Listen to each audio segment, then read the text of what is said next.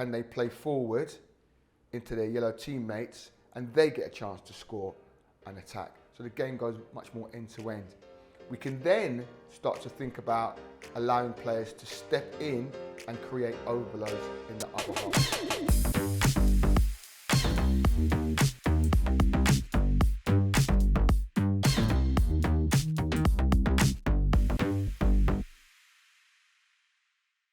Hi, my name's Peter Augustine. I'm a coach development officer. This is week 3 of a 6-week coaching program.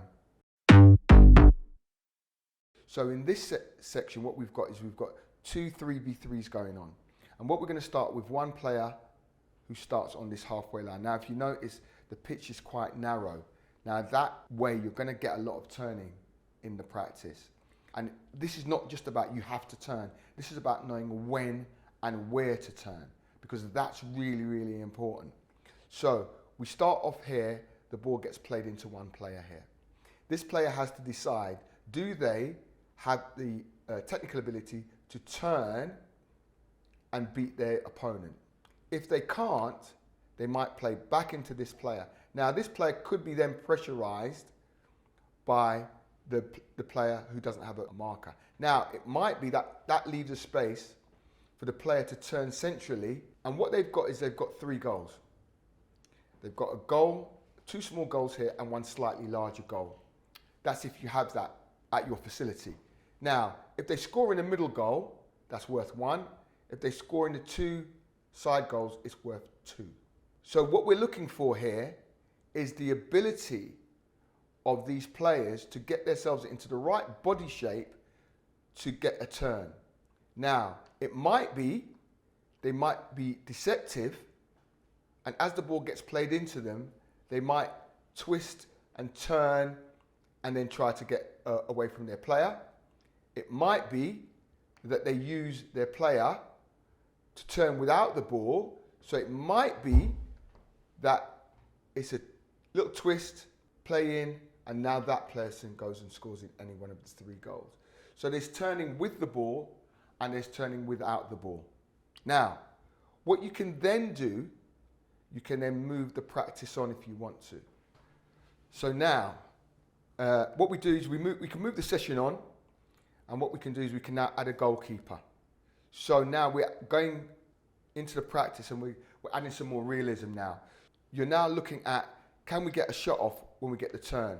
Can we combine with our player to try and, again, get the shot off and score? Because now what we're starting to think about is this idea of the player starting to think about, because we're working on this idea of attacking, is can we turn to score, turn to shoot? Can we shoot past players?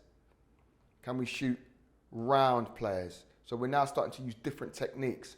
Can we get the ball, twist, turn, set, score? So all these sort of things we're now starting to work on the players in this practice. What we can also do, the 2 small goals that we've got at the side, we can also use those as another way of them being able to score as well. Because now the defender isn't sure, are they going to twist to turn to shoot? And we might again end up, as we've talked about before, in this situation where we've got a 1 versus 2. But now that leaves space for players to make deceptive runs behind people. So it might be twist, turn, this player makes an overlap, we go in and we score here. So there's all those kind of things that we can use this practice for. And we'll get loads and loads and loads and loads of twists, turns, we'll get ricochets from shots, that sort of stuff. What we can then do, we can then go into one big game, and we've got our 3 versus 3. And we might, to start off with, we might actually possibly lock the players in. So if the blue team are attacking that way, so they've managed to get away from the yellows, we play in, and now they get a chance to score.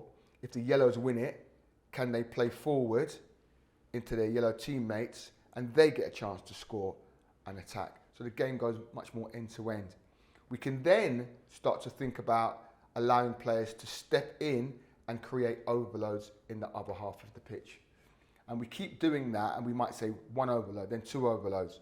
Then we might say, if say for example,